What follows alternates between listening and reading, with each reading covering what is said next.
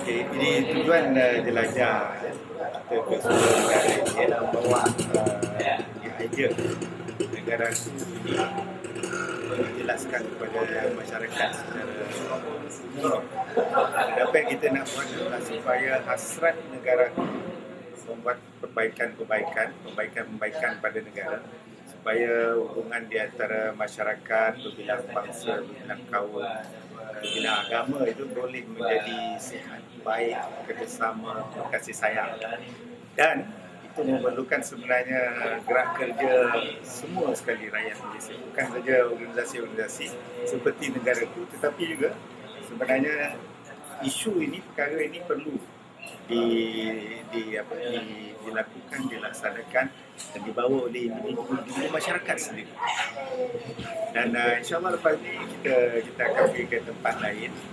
Ada di antara tempat yang sedang kita rancang ialah di 9 di Seremban, Johor. Kemudian insyaAllah 25 hari bulan kita ke Sabah.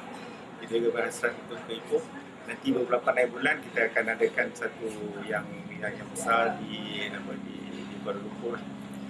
Itu bagi negeri Selangor dan juga Kuala Lumpur. Bagaimana respons sekarang ni? Respons sekarang setakat ini alhamdulillah. Tapi mungkin memang kita mengandaikan pun mungkin suara-suara sumbang itu sebenarnya tak ramai.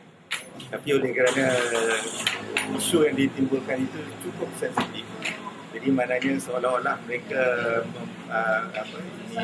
menguasai pentas di media dan sebagainya.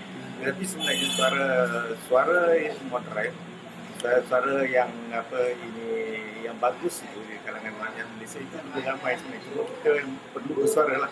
Tidak nanti kita tak didengari, dan hanya yang didengari adalah mereka yang mungkin menyatakan suara-suara yang sumbang. Negaraku ni kita kita wujudkan sebab untuk mengajak rakyat Malaysia untuk bersatu, menentang perkauman dan juga menentang taksub keagamaan dan perkauman,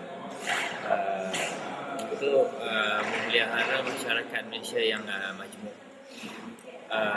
Jadi kita buat forum ni untuk mengajak, sebab negara tu ni sebuah satu gerakan rakyat. Jadi kita nak ajak rakyat seluruh Malaysia untuk ikut terlibat dalam gerakan ini dan memainkan peranan masing-masing. Untuk forum yang pertama ni, sambutan dia kita dengan publicity yang tak terlalu meluas. Jadi kita agak sebagai sambutannya agak baik.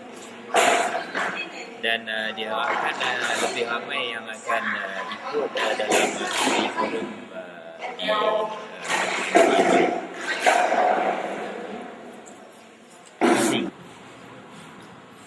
di forum jelajah negaraku ni kita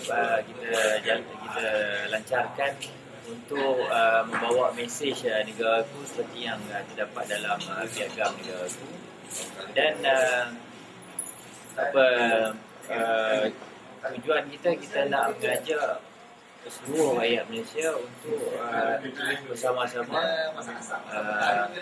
untuk memelihara Malaysia yang majmuk dan untuk menentang sikap taksub perkauman dan keagamaan.